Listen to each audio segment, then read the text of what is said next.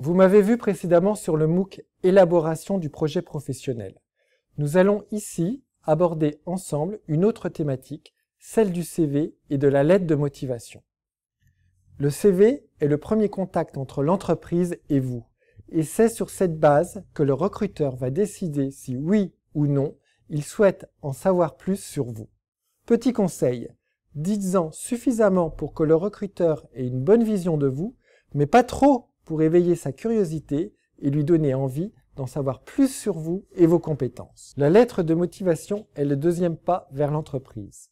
Le recruteur la lira si votre CV a suscité de l'intérêt. La lettre de motivation est importante car elle permet de donner du sens et de créer du lien entre vos différentes expériences. Elle permet aussi de mettre en lumière le projet commun que représente le poste que vous espérez. À la fin de la lecture de la lettre, le recruteur doit avoir identifié vos attentes pour le poste et ce que vous pouvez apporter à l'entreprise. En lisant un CV, le recruteur doit être en mesure de déceler vos talents. Le CV est votre carte de visite et une courte valorisation de votre parcours professionnel. Vous devez vous identifier à votre CV et en être fier afin de pouvoir le présenter facilement et être ainsi plus à l'aise. Un recruteur doit traiter de nombreux CV. Facilitez-lui la tâche en créant un CV clair et concis. Un CV clair est plus facilement compréhensible pour un recruteur. De plus, c'est un bon moyen de montrer que vous savez synthétiser et mettre en avant ce qui vous paraît le plus significatif dans votre expérience. À noter qu'un recruteur va rechercher des qualités en lien avec les valeurs de son entreprise. Chez Carrefour, il est attendu des collaborateurs qu'ils aient le sens des relations humaines. En effet, le lieu de travail est un lieu de sociabilité et d'échange. Il faut également avoir le goût des challenges. Quelle que soit votre mission chez Carrefour, le résultat a une grande importance. Tous les collaborateurs du groupe Carrefour sont des commerçants. Et en tant que commerçant, il est nécessaire d'avoir la passion du commerce, c'est-à-dire être en mesure de s'adapter aux exigences des clients. Le CV est un exemple de votre professionnalisme. Choisissez une police sobre et n'utilisez pas plus de 2 couleurs. La mise en page est d'une grande importance car c'est elle qui permet de diriger le recruteur vers les bonnes informations. Sur le CV, vos coordonnées doivent être indiquées clairement avec un numéro de téléphone, indispensable pour vous contacter, et une adresse mail que vous consultez régulièrement. Pensez aussi à ajouter le lien vers votre compte réseaux sociaux professionnels. Aujourd'hui, le digital prend de plus en plus de place dans les processus de recrutement et il est important d'être visible sur les réseaux sociaux professionnels. Le CV numérique peut surtout être une extension de votre CV papier. C'est un CV personnalisé grâce à la mise en place de liens Internet, d'articles, etc. Si vous avez un compte sur un réseau professionnel, soyez vigilant à votre e-réputation. C'est l'image de soi que produisent l'ensemble des informations disponibles sur le net. Commentaires, statuts, articles, photos. Sur la toile, votre nom et prénom deviennent votre marque. C'est le personal branding. Il faut donc travailler sur la construction de cette image. Cette image peut en effet influencer le recruteur. Pensez aussi au CV vidéo. C'est un nouveau mode de communication utilisé de plus en plus par les recruteurs. Vous pouvez par exemple vous rendre sur le site Face à l'emploi TV. La première chose que cherche le recruteur est le titre du CV. C'est une accroche permettant de mettre en avant les informations essentielles à la candidature, intitulé du poste recherché, disponibilité, mobilité. Ensuite, le recruteur cherchera les grandes catégories du CV. Veillez à ce qu'elles soient facilement identifiables. Les catégories ou chapitres sont les expériences professionnelles, la formation, les compétences et les centres d'intérêt. Mettez-les en gras pour qu'ils attirent le regard et que la structure du CV soit mise en avant. Selon vos dernières expériences, ce sera soit la formation, soit l'expérience professionnelle qui figurera en premier. Toutes vos expériences doivent être organisées de l'expérience la plus récente à la plus ancienne. Il en va de même pour la formation. Libre à vous de mettre une photo sur votre CV. Celle-ci peut permettre d'humaniser le CV en l'associant à un visage. Toutefois, il peut être aussi éliminatoire si le choix de la photo ne vous met pas en valeur. Pensez bien que vous devez vous présenter en entretien de la même manière que sur la photo. Et la tenue de soirée ou de vacances n'est pas de rigueur en entretien. Un CV doit faire une page. Envoyez le CV en format Word ou PDF. N'oubliez pas de nommer votre document avec un titre en lien avec votre demande et vous ferez ainsi gagner du temps aux recruteurs. Notre espace emploi Carrefour est composé de 40 chargés de recrutement. Ils sont répartis en différentes équipes. Le recrutement se fait au niveau national. Lorsqu'un magasin exprime un besoin, une offre est diffusée sur notre site recrute.carrefour.fr. Tout le monde peut candidater sur le poste après avoir créé son espace candidat. Nos chargés de recrutement reçoivent de nombreuses candidatures pour un même poste. Ils n'ont donc pas le temps de chercher des informations dans votre CV. Facilitez-leur la tâche en organisant au mieux votre CV et en permettant un accès efficace aux informations importantes. Le CV est un éventail de vos compétences. À sa lecture, le recruteur doit être en mesure de tirer les cartes qui correspondent aux besoins du poste. Chez Carrefour, les éléments les plus importants dans un CV sont la disponibilité et la mobilité. Concernant la disponibilité, chez Carrefour, les collaborateurs en magasin travaillent le samedi et ont une journée de récupération variable la semaine suivante. Cette particularité du secteur de la grande distribution a une grande importance car travailler le week-end a un impact très important sur la vie en général et plus particulièrement sur la vie de famille. Ce rythme de travail implique une certaine organisation. La disponibilité chez Carrefour, c'est aussi le fait de travailler en horaire décalé.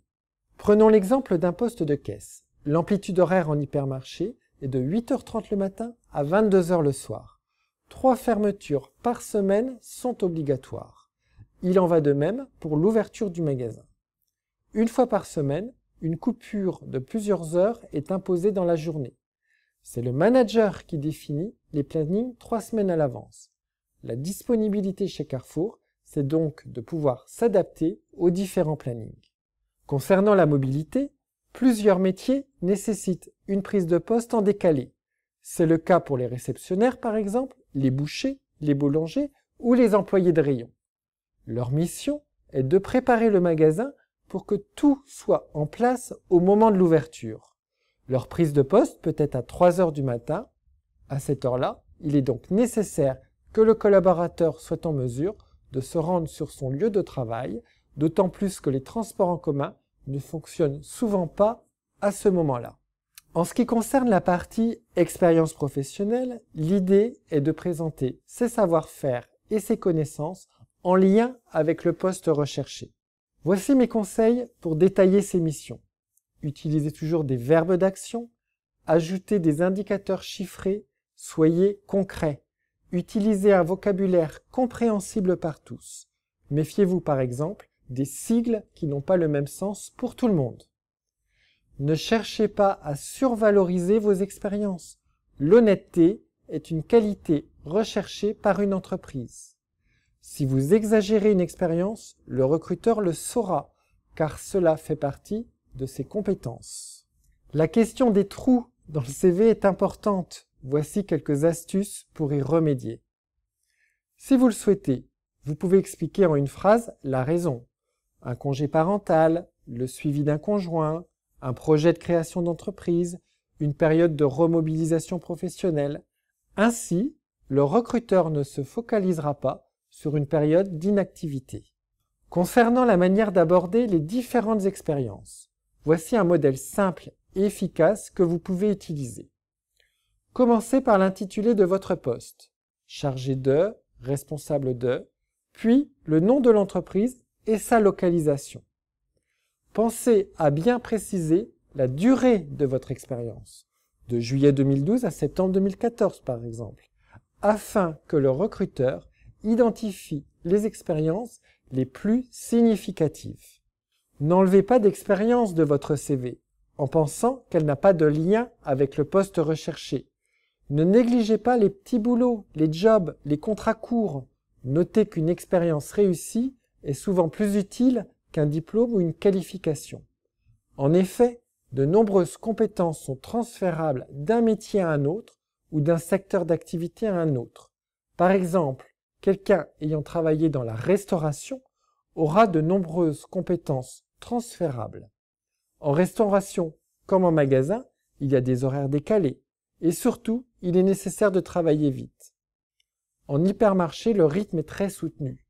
De nombreuses tâches sont à accomplir en un temps limité. De plus, ces tâches sont souvent physiques, pouvant donc être fatigantes. En bref, un candidat ayant de l'expérience dans la restauration pourra se démarquer lors d'un entretien car il aura des compétences avérées.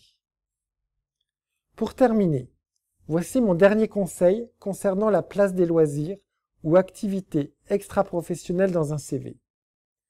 Les loisirs sont importants car ils permettent de mettre en lumière des compétences transférables dans le monde de l'entreprise. Les expériences non professionnelles nécessitent des savoir-faire ou des qualités qui peuvent être parfois plus intéressantes pour un recruteur que les expériences acquises dans l'exercice d'un emploi.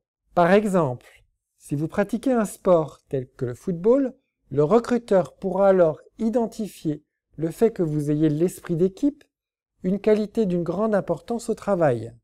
La catégorie loisirs permet donc de mettre en avant vos qualités, votre savoir-être et permet ainsi au recruteur d'identifier votre personnalité. La lettre de motivation maintenant. Elle permet d'établir un lien entre l'entreprise dans laquelle vous postulez et vous. L'idée est de montrer ce que vous et l'entreprise pouvez faire ensemble. Pour ce faire, voici mon conseil concernant le plan de la lettre. Dans la première partie, présentez-vous. Je suis à la recherche de, je suis en poste chez, expliquez ce que vous savez faire et une expérience significative. Pensez bien à mettre en valeur votre attitude au travail, sérieuse et dynamique, par exemple. Le second paragraphe est celui consacré à l'entreprise. Expliquez pourquoi le poste vous intéresse et pourquoi c'est cette entreprise qui vous attire.